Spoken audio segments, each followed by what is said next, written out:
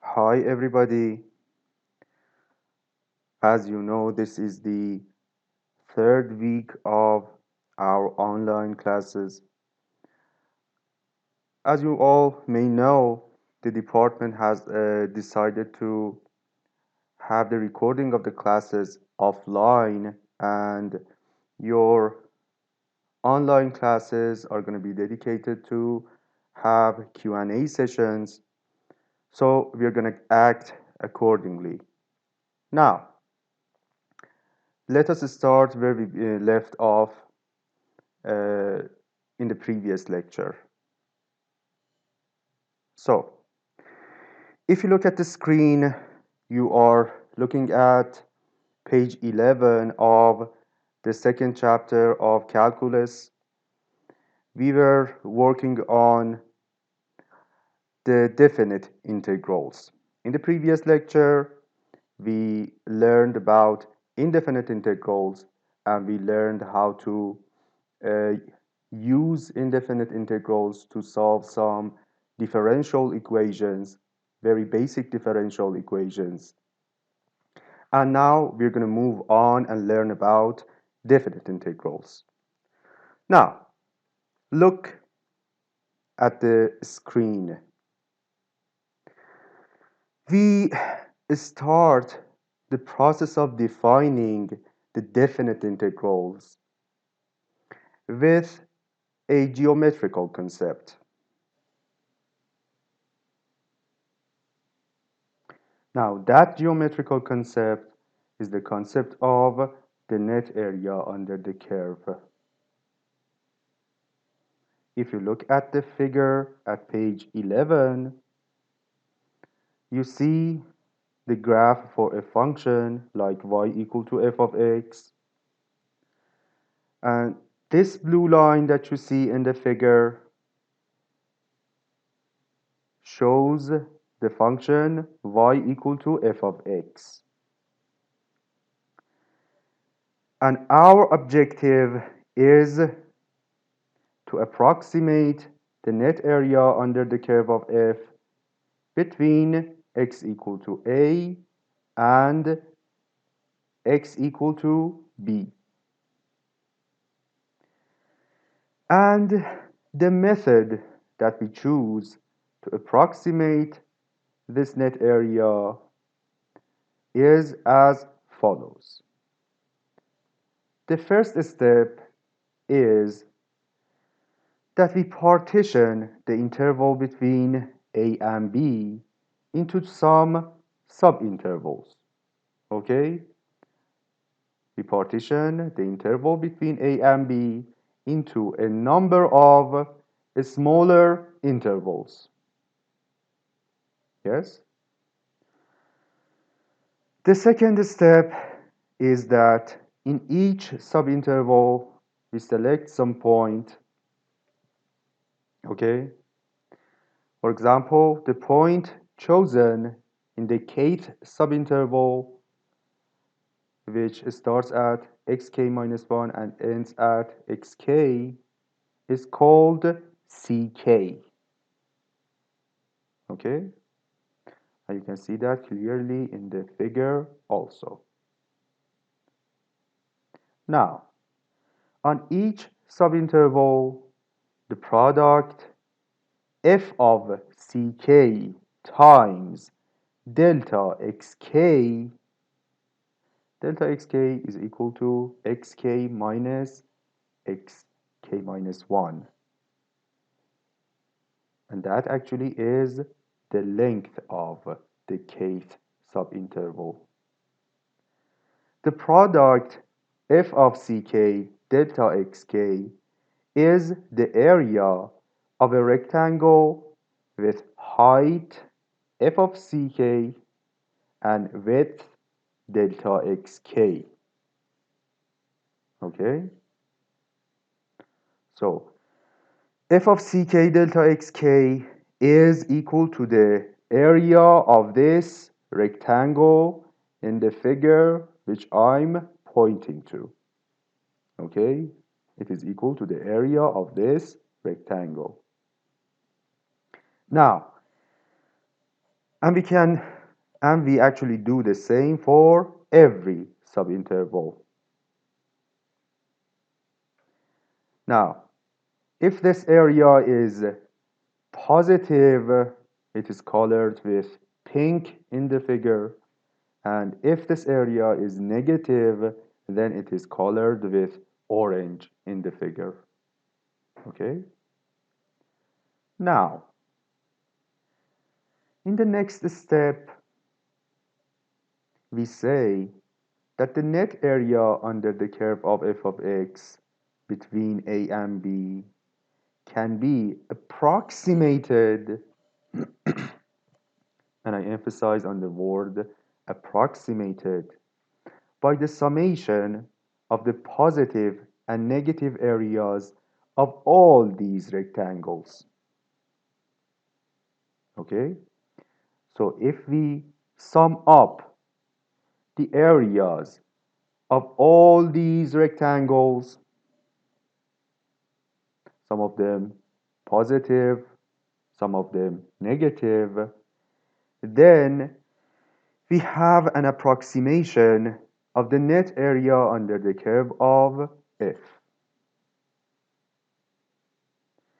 Now, this summation, which gives us an approximation of the net area under the curve of f, is called the Riemann sum. It is called the Riemann sum. Now, if you want to go beyond the concept and write this conclusion into mathematical language, we can say that the net area under the curve of f between a and b is approximately equal to f of c1 delta x1 plus f of c2 delta x2 plus till the end f of cn delta xn, which is the sum of all the areas of those rectangles. And if we choose to show this summation with sigma notation, we can write sigma k from 1 to infinity, k from 1 to n of f of ck delta xk is the summation of all these areas of rectangles. And this sum is called the Riemann sum, and it gives an approximation of the net area under the curve of f. Okay? So the Riemann sum gives us an approximation of the net area under the curve. Now, what if instead of having an approximation, we decide to have the exact net area under the curve of f between a and b? Huh? If instead of having an approximation,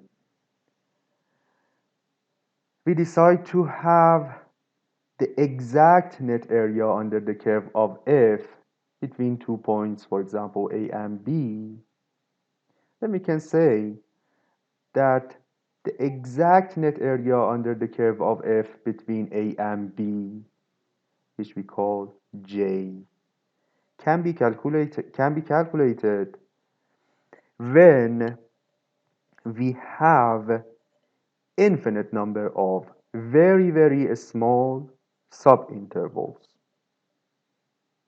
right? So the exact net area under the curve of f between a and b is going to be calculated when we have an infinite number of very, very small subintervals. In other words, J, which is the exact net area, is equal to the limit of the Riemann sum when all delta x approach 0 or n approaches infinity. So this sentence is very, very important, and we're gonna emphasize on it more. What does this sentence mean? It is telling us that the Riemann sum gives us an approximation of the net area under the curve of f. If in that Riemann sum n goes to infinity, which is equivalent to having a lot of very small subintervals, then the limit of the value of the Riemann sum when n goes to infinity is going to give you the exact net area under the curve of f. Okay? So,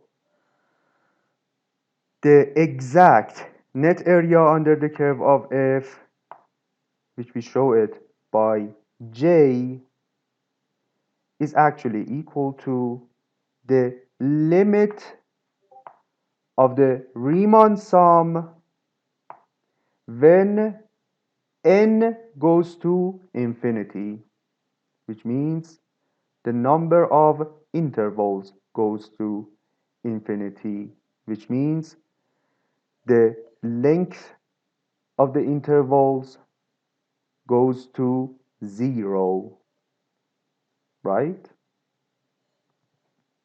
Now,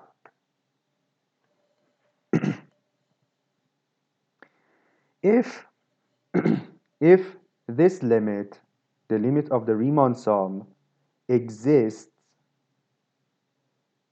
then it is called the definite integral of f between a and b. And it is shown with the symbol that you see here. Okay? So, our conclusion is that the exact net area under the curve of f is equal to the limit of the Riemann sum when n goes to infinity. And if this limit exists, then it is defined to be equal to the definite integral of the function f between a and b. Okay?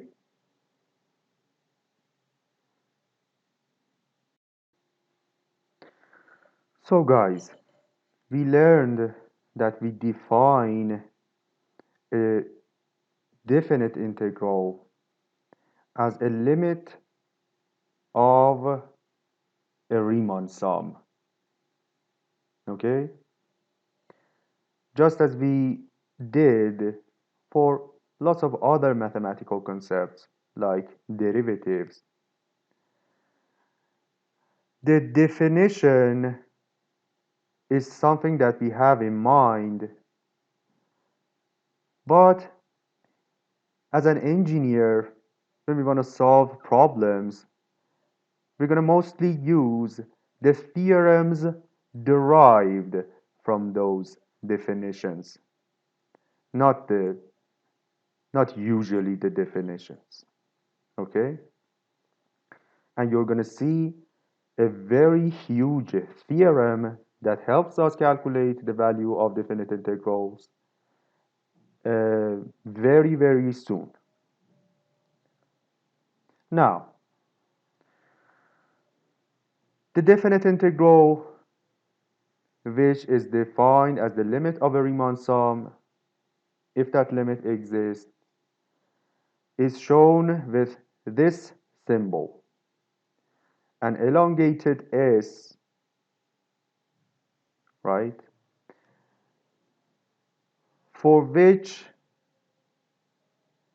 these values A and B define the limits. A is the lower limit of integration and the beginning of the interval. B is the upper limit of integration and the end point of the interval. Now, this is read as the integral from a to b of f dx, and it is equal to the net area under the curve of f between a and b. Okay? Now, as you can easily see from the process we went through to define the definite integral, the value of the definite integral of a function over any particular interval depends on only the function, not on the letter we choose to represent its independent variable. For example, if instead of the letter x, we chose any other letter, for example, u or t or whatever, the net area under the curve of the function f would be the same, right? So the value of that net area under the curve, and hence the value of the definite integral, depends only on the function, not on the name we give to the independent variable. If we decide to use t or u instead of x, we simply write the integral as integration from a to b of f of t dt, or integration from a to b of f of u du, instead of integration from a to b of f of x dx. And no matter how we write the integral, it is still the same number that is defined as a limit of Riemann sums. Since it doesn't matter what letter we use, the variable of integration is called a dummy variable. Just a variable used to represent the real numbers in the closed interval from a to b. That variable can be given any name, x or t or u. But the value of the definite integral is not going to depend on the name we give to the independent variable. It is going to depend on the function f we are working with. Okay? Now, let us see an example in which we use the definition of the definite integral to actually calculate the value of the definite integral. Now, in example 10 of page 13 of chapter 2, it says, you see that it says, compute the following definite integral as the limit of Riemann sums. Integration from 0 to b of x dx, right? So here we have to use the definition of the definite integrals. The function f that is given to us is f of x equal to x. The interval of integration starts at 0 and ends at b. And to compute the definite integral, we have to calculate the limit of this Riemann sum. Okay? So, what should we actually do? There are a number of things we need to do. First, we need to partition the interval from 0 to b into some subintervals. Second, we need to choose one point in each of these subintervals, meaning we have to choose the points ck. Then we need to build up and calculate the value of this Riemann sum in terms of n. And then we need to calculate the limit of the limit of the result when n goes to infinity. The process is a little bit lengthy and time consuming, but it is not difficult. Let's see how can we do it. Now, the first point that you need to keep in mind is that it doesn't matter how we choose the partitions or the points ck as long as the norms or the lengths of these subintervals approaches 0. All the choices give the exact same limit. Okay? So it doesn't matter how you choose the subintervals or the points ck. So we consider the partition that divides the interval from 0 to b into n subintervals of equal width, which is going to be the whole interval, the length of the whole interval divided by n, which is going to be b minus 0 over n, or b over n. Okay? So, for all the k's, delta xk is going to be b over n. Okay? Now, for ck, we choose ck to be the right endpoint in each subinterval. Now, in order to clear this up, it is enough to look at this picture. The interval from 0 to from 0 to b is divided into n subintervals. Okay? The length of each of these subintervals is going to be delta x equal to b minus 0 over n equal to b over n. And for each of these subintervals, we choose C to be the right endpoint.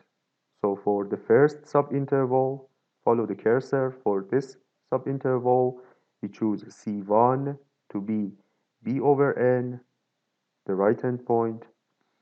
For the second interval also, we choose C2 to be the right endpoint, which is this point, and this point is going to be 2 times b over n, or 2b over n. And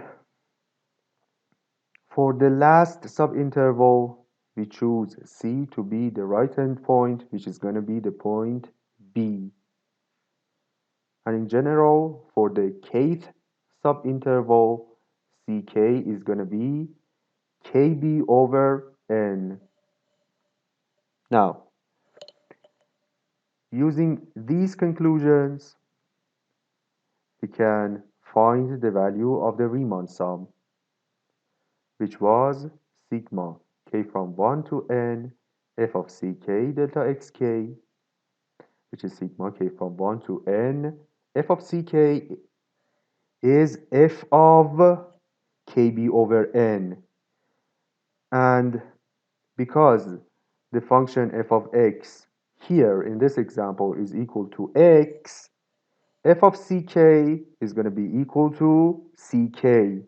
So f of ck is equal to ck, and ck is equal to kb over n. So f of ck is equal to kb over n.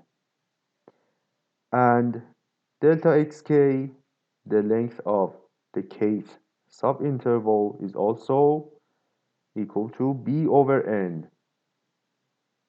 And that is equal for all the subintervals. So our Riemann sum turns into this.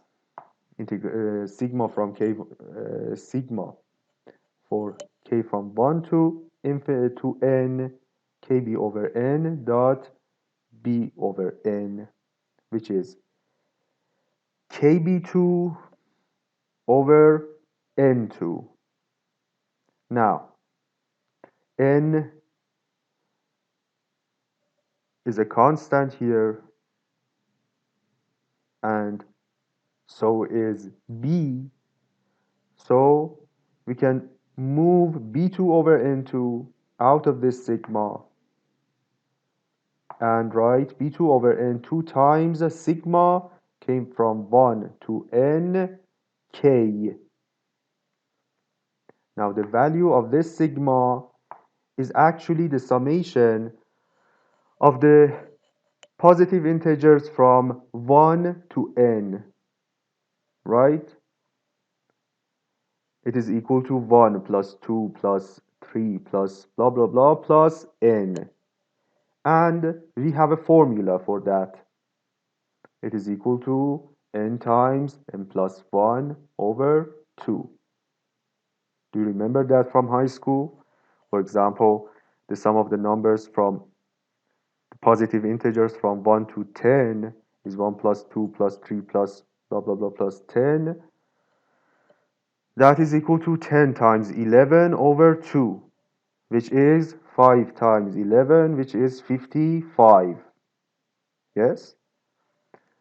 In general, we have a formula that gives us the summation of the positive integers from 1 to n, and that is n times n plus 1 over 2. So, the result of the Riemann sum is b2 over n2 times n plus 1 over 2. Excuse me. This. Okay? Now, because we know that we are supposed to calculate the limit of this when n goes to infinity, we try to separate n and b. This is equal to b2 over 2 times 1 plus 1 over n. Okay? So we have the integral, which was equal to the limit of this Riemann sum, which is equal to the limit of this when n goes to infinity, is equal to b2 over 2 times the limit of 1 plus 1 over n when n goes to infinity. And this is equal to what? This is equal to 1 because 1 over n goes to 0 as n goes to infinity. So we're going to have b2 over 2 multiplied by the number 1. So the result is b2 over 2, right? So using the definition of the definite integrals, we concluded that the integration from 0 to b of x dx is equal to b2 over 2, and you know that this b2 over 2 has to be equal to the net area under the curve of the function f of x equal to x from 0 to b. So if you draw the graph for the function, which is a simple straight line with a slope equal to 1, and try to calculate the net area under its curve from 0 to b, you actually have to calculate the area of this triangle that you have in blue from 0 to b. So you can easily see that for this triangle, the this uh, this length is equal to b, and this height is equal to also b, and this uh, here we have 90 degrees. So the area in blue is going to be equal to b times b over 2, which is b2 over 2, right? So this confirms the result of your calculation using the definition of the definite integral and the limit of the Riemann sum. This observation here confirms the limit of the Riemann sum that you found. Okay? Now, next we try to learn about the properties of the definite integrals. Now, the first property of the definite integrals that we're gonna go through is a property related to the order of integration. So if you look at your screens, here you see that we've written the integral from a to b of f of x dx is equal to negative integral from b to a of f of x dx. So we are saying that if we reverse the order of integration, if we change the place of the lower limit with the upper limit, then the value of the definite integral is going to be negative of its previous value, right? So why is that? Now, look, in defining the definite integral as the limit of a Riemann sum, we moved from left to right across the interval a to b. No? Now, if we reverse the order of integration, what happens? The thing that happens is that we move from right to left instead. Now we start with point B and we end with point A. So what is the effect that it is going to have? The effect that it's going to have is each delta xk in the Riemann sum would change its sign, right? Now, xk minus x minus xk minus 1 would be negative instead of positive. Now, with the same choices of ck in each subinterval, the sign of any Riemann sum would change, and uh, that would result in the change in the sign of the limit and consequently the change in the sign of the integral, right? So if we replace the lower limit with the upper limit and the upper limit with the lower limit, the value of the integral we're going to get is going to be negative the value of the integral that we previously had. Now, what's going to happen if, so this one first property is called the property of the order of integration, okay? The second property is called the property of zero width interval. What do we mean by that? We want to see what happens if the value of the lower limit and the upper limit of the integration are the same. It is very intuitive for the value of the integral to be equal to zero, right? Why? Because this integral had to be equal to the net area under the curve of f between the lower limit and the upper limit. But if the lower and upper limits are the same, then there would be no area under the curve of f between the lower limit and the upper limit, right? So the integral should be equal to zero, right? But this is not a theorem. This is a definition. Because if the lower and upper limits are the same, we can't define a Riemann sum, nonetheless its limit. So we've decided to add this to our collection of definitions.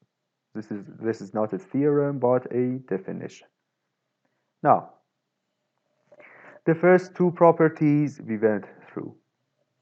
Now, the third property is a property called constant multiple rule. So the integration of from a to b of k f of x dx, if this k is constant with respect to x, then we can move it outside the integral and write k times the integration from a to b of f of x dx, right? And why that is true? That is true.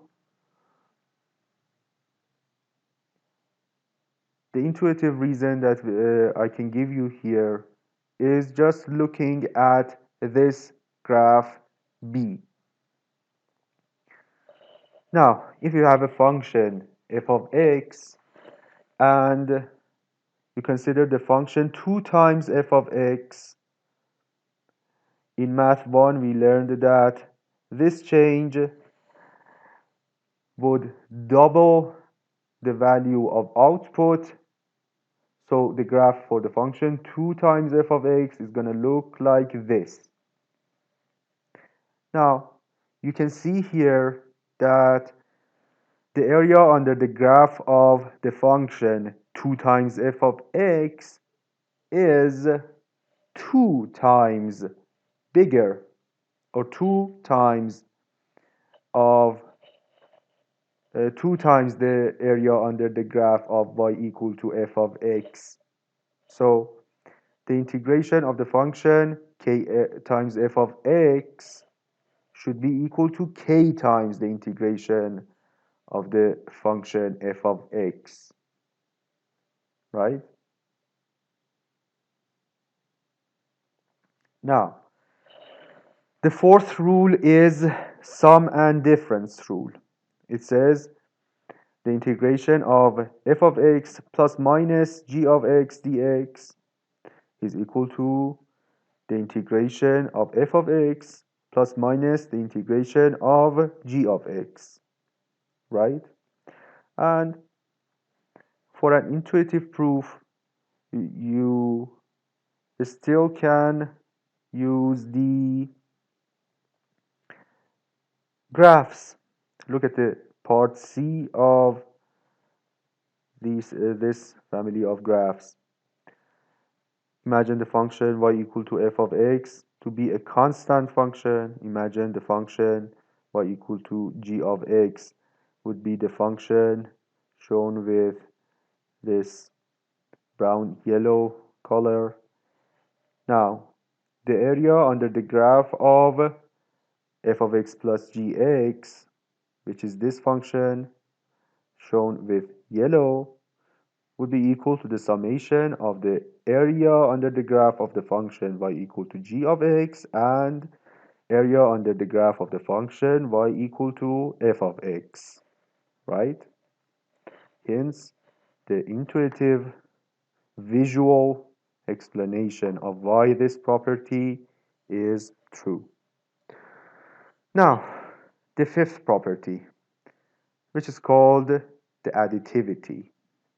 And this property works with the limits of the integration, not the integrands.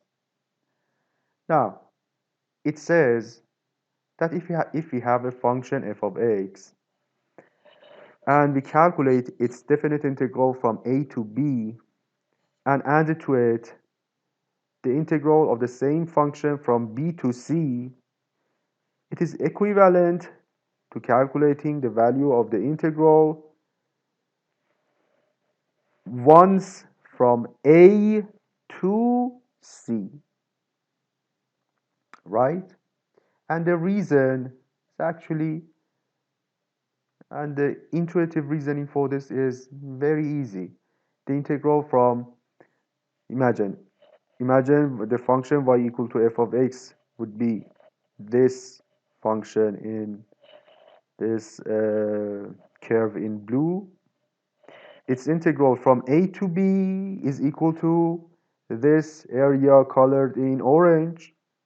Its integral from b to c would be equal to this area colored in blue. Now the summation of these two areas, which is equal to the summation of these two integrals, is equal to the area under the curve of f between a and c. And that is the value of the integral of f of x from a to c. So the summation of these two integrals is equal to the integral of f from a to c. Now, the next property is called the maximum minimum inequality.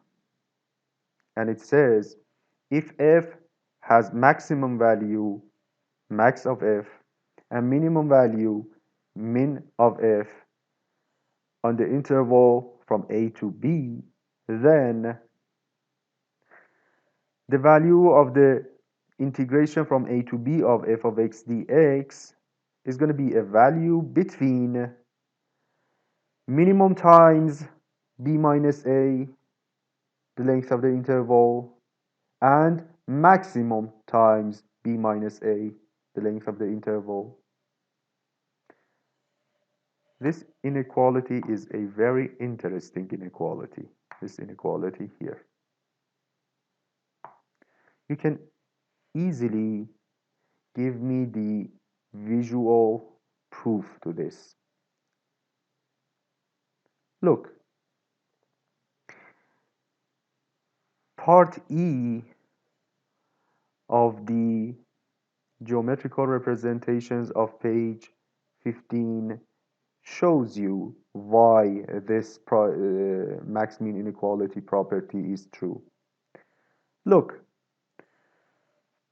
if we have the function y equal to f of x, then its minimum value, min of f, times the length of the interval is going to be equal to the area of this green rectangle.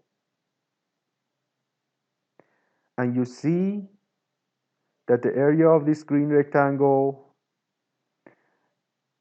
is smaller than the area under the curve of f between a and b. So this part of this inequality is obvious. Now, if this point is the maximum that the function f takes in the interval a to b, then maximum of f times the length of the interval, which is b minus a, is going to be equal to the area of this big rectangle that I'm pointing to. And you see that the area of that big rectangle is bigger than the net area under the curve of f between a and b. So this inequality, max-min inequality, should be true.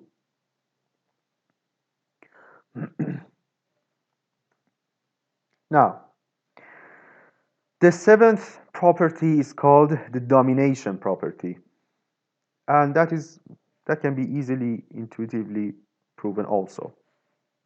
And it says if the function f is bigger than the function g for every point on the interval from a to b, then the integration of f from a to b also is going to have a value bigger than the integration of g from a to b.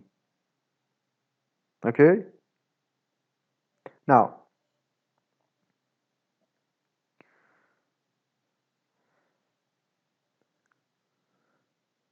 part F in page 15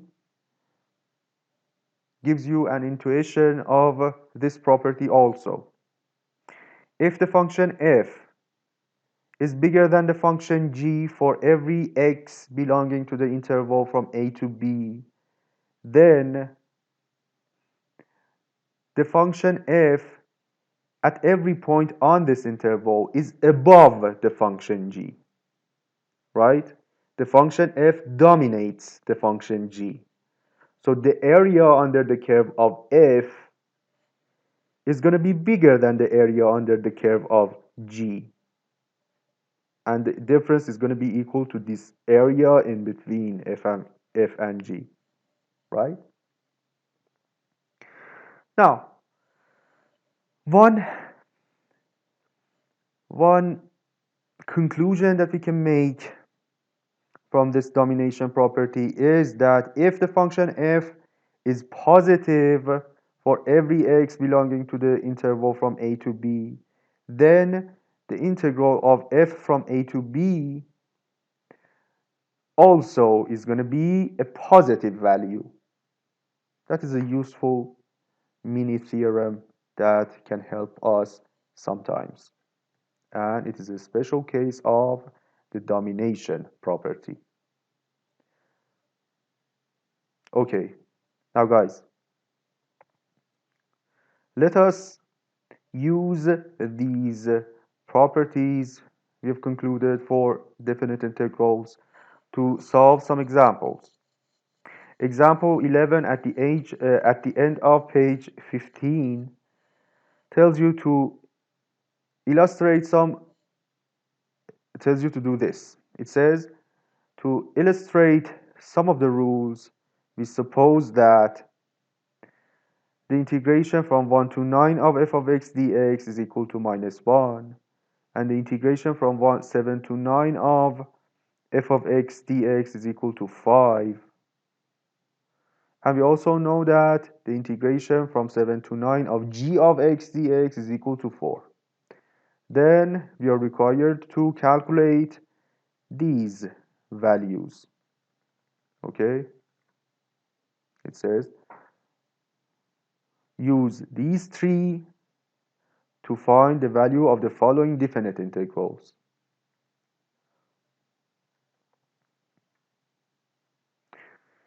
Integration from 7 to 9 of f of t dt. Now, integration from 7 to 9 of f of x dx is given to us. The integration from 7 to 9 of f of t dt, we know that has to be equal to the same value. Because as we said, the value of the integral depends only on the function f, and the variable we choose as the name we give to the independent variable is arbitrary. We used to call it the dummy variable. So it doesn't matter whether or not you call this the independent variable here x or u or t or y or z or whatever. The result of this integral is always going to be equal to 5 if you don't change the limits of integration. So the first part of this exercise had to do with the dummy variable. Now, part B says calculate the integration of f of x dx from 2 to 2. So the second property of definite integrals, which was the zero width interval, tells us that the value of this integral has to be equal to 0 because the upper and lower limits are equal. Now, part C says calculate the integration from 9 to 1 of f of x dx. Now, for integration from 1 to 9, we had something here, you see, but here it wants the integration from 9 to 1. Using the first property of definite integrals, you see that the value of this integral is equal to negative the value of the integral with limits in reverse, right? Now, the integration from 1 to 9 of f of x dx according to the given information is equal to minus 1. So the result should be minus minus 1 or 1. Part D, it says calculate integration from 7 to 9 of 2 times f of x minus 3 times g of x dx.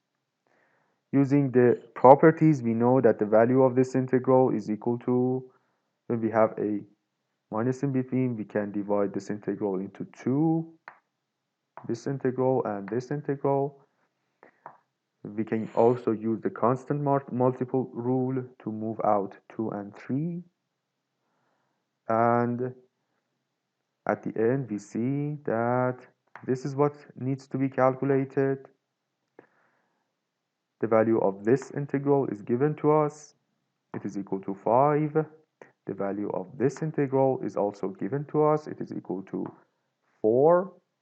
So the final result is 2 times 5 minus 3 times 4, which is 10 minus 12, which is minus 2. Part E says calculate the integration from 9 to 7 of f of x plus g of x. It is equal to this integral plus this integral. For the first integral, we use the what was the name? Order of integration property. We change the order and add a negative sign. For the second integral, we do the same. We use the second property, which was called the order of integration property. Now, these two integrals, we have the value for. So the result is minus 5 minus 4, which is minus 9. Now, the part F of this exercise is more interesting. It says calculate the integration from 1 to 7 of f of x dx. Now, the integration from 1 to 7 of f. Here, we had the integration from 1 to 9 and integration from 7 to 9. But we didn't have the integration from 1 to 7. Now, but if you remember, we had a property which was called additivity, right?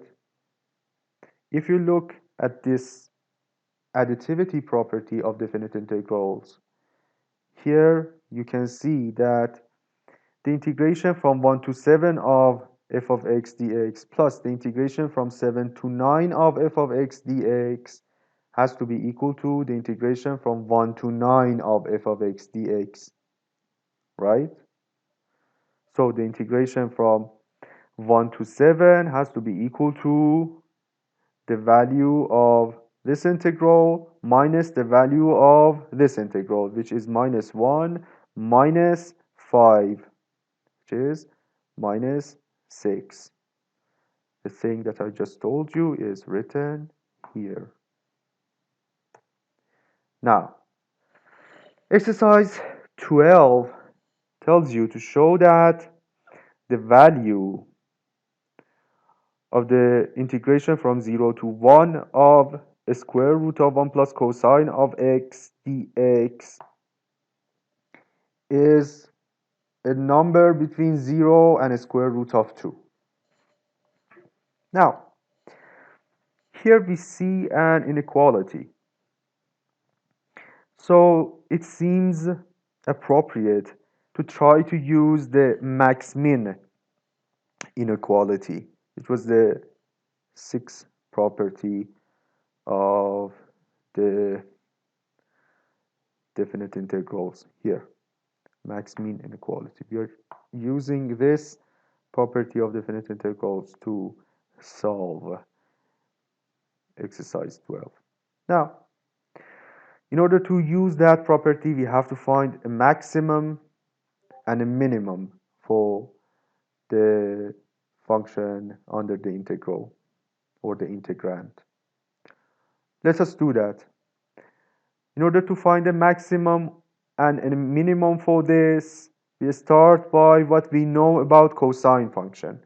Cosine always has a value between minus 1 and 1. So 1 plus cosine always has a value between 0 and 2. So if we take a square root from all the sides, 0 is going to be smaller than a square root of 1 plus cosine, and a square root of 1 plus cosine is going to be smaller than a square root of 2. Now, we can find out, we have found out that the minimum of a square root of 1 plus cosine is 0, and its maximum is a square root of 2. So using the fifth property, we can say that the value of the integral is bigger than the minimum times the length of the interval, which is 1, and it is smaller than maximum of the value of a square root of 1 plus cosine times the length of the interval, which is equal to 1. So this integral is between 0 times 1 and a square root of 2 times 1. So the inequality that we were trying to prove is proven.